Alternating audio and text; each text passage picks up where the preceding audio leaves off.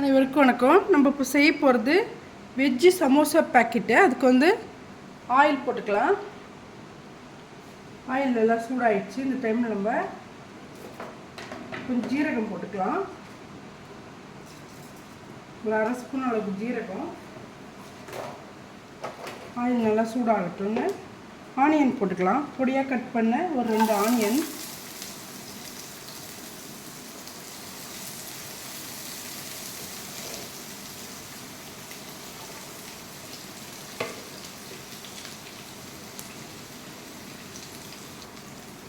Onion நல்லா வதக்கிடுச்சு. இந்த டைமில் கேரட் ஒன்று பொடியாக கட் பண்ணது, கேப்சிகம் ஒரு 3/4 கேப்சிகம் போட்டுக்கலாம். சின்ன சைஸாக இருந்தால் 1 போட்டுக்கலாம். போட்டுட்டு இதுவும் நல்லா வதங்கட்டும். அதுக்கப்புறம் வேக வச்ச உருளைக்கிழங்கு துருவி போட்டுக்கணும். கொஞ்சம் பச்சை பட்டாணி ஊற வச்சு அதுவும் கொஞ்சம் வேக வச்சு போட்டுக்கலாம். பச்சையாக இருந்தால் அப்படியே போட்டுக்கலாம். இந்த காய்கறிலாம் நல்லா வதங்குறதுக்கு கொஞ்சமாக உப்பு போட்டுக்கலாம்.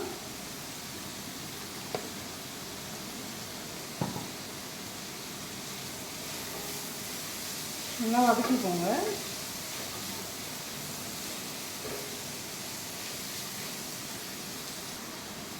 இஞ்சி பூண்டு பேஸ்ட் 1 ஸ்பூன் போட்டுக்கலாம்.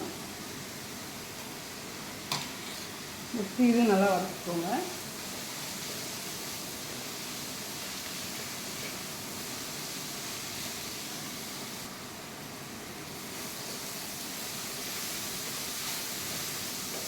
நல்லா வதக்கிட்டு நம்ம உருளைக்கிழங்கு துருவி வச்சுருக்கோம், அதை ஆட் பண்ணிக்கலாம். 1/4 கிலோ அளவுக்கு வேக வச்சு துருவணுது. இதில் நம்ம பச்சை பட்டாணியும் போட்டுக்கலாம். மசாலாலாம் ஒன்று போட்டுக்கலாம்.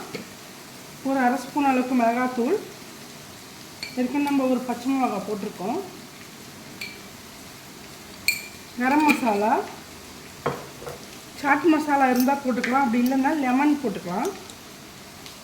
கரம் மசாலா இது.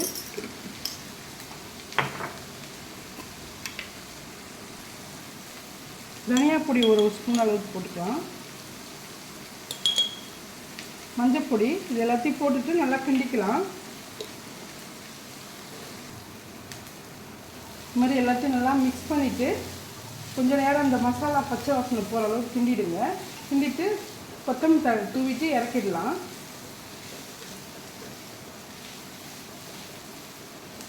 இதுதான் ஸ்டஃபிங்க்கு ரெடி பண்ணுறோம். மல்லித்தழை போட்டுக்கலாம். போட்டுட்டு இறக்கிடலாம். புளிப்பு டேஸ்ட்டுக்காக கொஞ்சமாக நம்ம லெமன் புழிஞ்சிக்கலாம். ஏற்கனவே நம்ம 1 கப்பு கோதுமை மாவு, 1/2 கப்பு ரவை, 1/4 கப்பு ஆயில் போட்டு உப்பு போட்டு நல்லா இது மாதிரி பிசைஞ்சிட்டோம். இதை வந்து பேக்கெட் செய்கிறதுக்கு ரெடி பண்ணணும். நல்லா இது மாதிரி பிசைஞ்சிட்டு ரவுண்டாக கட் பண்ணணும். இது மாதிரி நல்லா பிசைஞ்சிக்கோங்க. மாவு அப்போ தான் நல்லாயிருக்கும். இது ஒரு 1/2 hour ஊற வைக்கணும். ஊறிச்சினா தான் நல்லாயிருக்கும் பேக்கெட்டு. இது மாதிரி சப்பாத்தி மாதிரி நம்ம ரோல் பண்ணிவிட்டு ரவுண்டாக இதை வந்து நம்ம கட் பண்ணிக்கணும். ஸ்கொயர் ஷேப்புக்கு கட் பண்ணிவிட்டு இதில் ஃபில் பண்ணி ஃப்ரை பண்ணிக்கலாம்.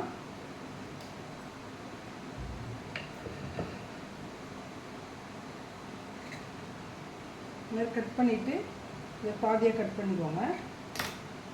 இதுதான் நமக்கு பேக்கெட் செய்கிற ஷீட்டு. இது மாதிரி ஸ்கொயர் டைப்பில் கட் பண்ணிவிட்டு இது நம்ம மசாலா கொஞ்சம் வச்சுக்கணும். இது மாதிரி வச்சுட்டு இதை சுற்றி கொஞ்சம் மைதாவை பேஸ்ட் மாதிரி பண்ணி லைட்டாக தடவிக்கணும். இதை தடவிட்டு இதை க்ளோஸ் பண்ணிடணும். க்ளோஸ் பண்ணி ப்ரெஸ் பண்ணிக்கோங்க. இப்படி ப்ரெஸ் பண்ணிவிட்டு நம்ம ஸ்பூனால் லைட்டாக ஷேப் கொடுத்துருங்க.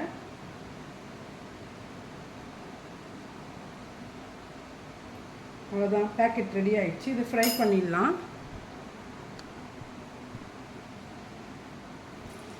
ஆயில் நல்லா சூடாகிடுச்சு. நம்ம இந்த பேக்கெட் அதில் போட்டுக்கலாம், வெஜ் பேக்கெட்டை.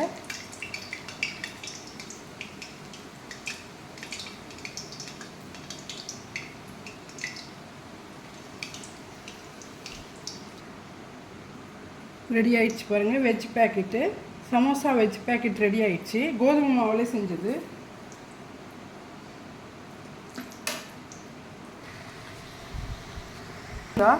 இந்த வீடியோ பிடிச்சிருந்தா லைக் பண்ணுங்கள், ஷேர் பண்ணுங்கள், கமெண்ட் பண்ணுங்கள், சப்ஸ்கிரைப் பண்ண மறக்காதீங்க.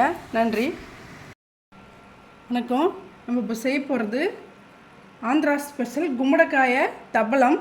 இதுக்கு பூசணிக்காய் கட் பண்ணி வச்சுருக்கேன். சட்டியில் ஆயில் போட்டிருக்கேன். கடுகு போட்டுக்கலாம்,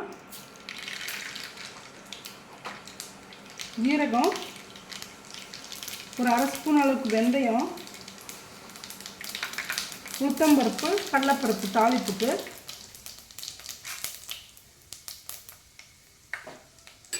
கலர் சேஞ்ச் ஆனோடனே நம்ம ஒரு 2 வெங்காயம் கட் பண்ணி வச்சுருக்கேன், அதை போட்டுக்கலாம். வெங்காயம், பச்சை மிளகாய், கருவேப்பிலை போட்டுக்கலாம். இதிலே ஒரு 4-5 பல் பூண்டு தட்டி வச்சுருக்கேன், அதையும் போட்டுக்கலாம். இந்த எண்ணெயிலே போட்டுக்கலாம், நல்லாயிருக்கும்.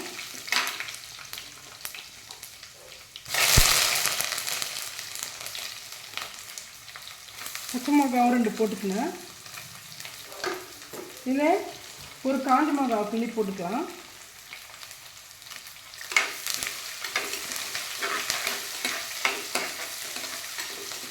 நல்லா ஆனியன் நல்லா வதங்கணும்.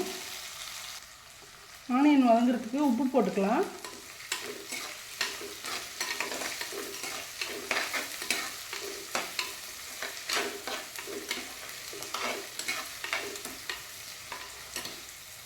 நான் வதங்கிட்டு இருக்கு பாருங்கள். ஆனியன் நல்லா வதங்கிடுச்சு. இந்த டைமில் நம்ம இந்த பூசணிக்காயும் போட்டு நல்லா வதக்கிக்கலாம்.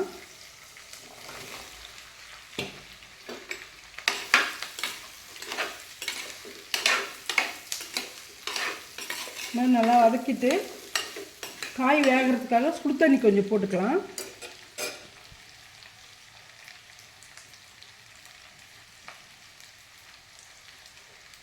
காய் நல்லா வேகட்டும். அதுக்கப்புறம் புளி, வெல்லம்லாம் போடணும். காய் நல்லா வெந்துட்டுருக்கு. இந்த டைமில் மிளகாத்தூள் நம்ம 1 ஸ்பூன் அளவுக்கு போட்டுக்கலாம். வெறும் மிளகாத்தூள், கொஞ்சம் தனியாத்தூள், கொஞ்சம் மஞ்சள் பொடி போட்டுக்கலாம்.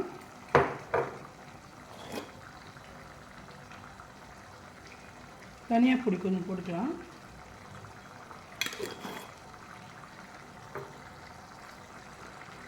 மஞ்சள் பொடி கொஞ்சம். புளி ஒரு லெமன் சைஸுக்கு எடுத்து ஊற வச்சு கரைச்சி வச்சுருக்கேன், அதையும் ஊற்றிக்கலாம். அதை ஊற்றிட்டு நம்ம ஏற்கனவே வெல்லம் கட் பண்ணி வச்சுருக்கோம், இந்த வெல்லத்தையும் போட்டுக்கலாம். போட்டுட்டு மூடிடலாம். பாருங்கள், நல்லா கொதித்து திக்காயிடுச்சு.